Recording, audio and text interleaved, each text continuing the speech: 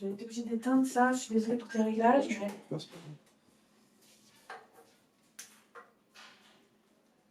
Je vais voir, remarque que je t'ai remis après, peut-être je remets finalement.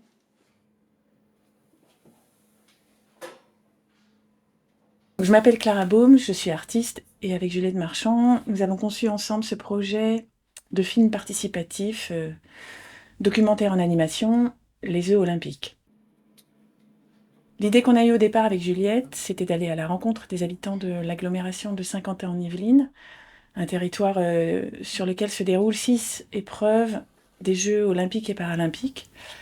Et nous, ça nous a semblé intéressant d'aller interroger les habitants sur l'impact que la tenue des Jeux avait sur leur vie de tous les jours et sur ce qu'ils ressentaient par rapport à ce qui était mis en place sur leur territoire. Je m'appelle Juliette Marchand et je réalise des films d'animation depuis presque 30 ans maintenant. L'idée, c'était de donner la parole aux habitants des 12 communes de Saint-Quentin-en-Yvelines et de créer un film documentaire à partir de leurs témoignages.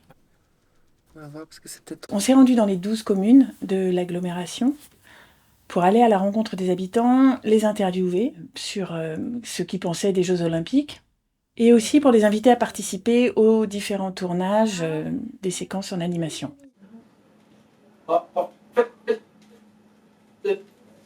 Alors là, il va faire donc sa bouche, elle se resserre un peu. Ouais, Bah en fait, moi concernant les Jeux Olympiques, j'ai pas forcément ce souvenir qui me marque, mais enfin j'ai toujours regardé ça avec mon père étant petit et j'étais assez jeune. Donc là, le fait que les Jeux Olympiques ce soit à Paris, c'est l'occasion de regarder et de soutenir la France quoi.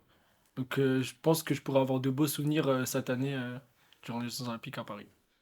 Déjà, créer des personnages à partir de nourriture, ça permet de pas être de pas humaniser les personnages. Les légumes, ça se trouve partout. C'est un bon matériau de départ, quoi. et puis ça a mis aussi tout le monde au même niveau.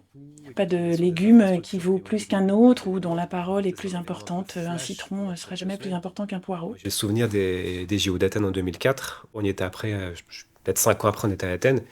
Ce qui est super dans le fait d'éliminer de la nourriture, c'est que ça sent bon et ça donne faim. C'est le bien contre le mal.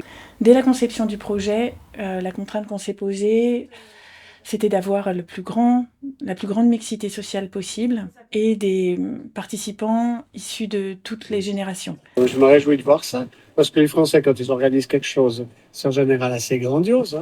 Donc c'est pour ça qu'on a organisé des ateliers en tenant compte de cette contrainte, c'est-à-dire pour avoir à la fois des enfants, des familles, des adolescents et des personnes âgées qui puissent donner leur point de vue sur les Jeux. On a vu en rencontrant les gens que ça soulevait des questions plus sociales, des colères, des fiertés, des envies, voilà, ça crée du débat. Là, on est, si je me trompe pas, on est à 177 jours des Jeux Olympiques, parce qu'il y a un compteur qui a été mis. Hein.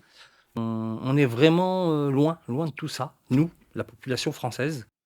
Personne n'a jamais été filmé dans ce documentaire. Et du coup, on s'est rendu compte que les gens se sentaient libres de nous dire très sincèrement ce qu'ils pensaient. On a vu qu'il y avait des grands thèmes qui se dégageaient, comme la fracture sociale, la valeur du sport, l'environnement, enfin bon, plein de questions en fait qui sont aujourd'hui des préoccupations pour les habitants. J'ai posé cette question et on m'a regardé avec des yeux ronds en me disant gâche pas la fête quoi. Pour 20 secondes d'animation, on met à peu près 3 heures de tournage. On a préparé en amont et on range ensuite après, donc c'est du temps très long, le temps de l'animation. L'utilisation de l'animation comme ça de façon très spontanée, elle est particulière, c'est-à-dire qu'on n'a pas un rendu de stop motion très lissé comme on peut le voir en court métrage, tout ça. Le rendu est très jeté comme ça et ça c'est particulier. C'est un rendu qui n'est pas très lissé quoi. C'est du paraître, c'est un décor de cinéma. Mais derrière, la réalité et la vraie vie des gens, elle n'a pas changé et elle ne changera pas.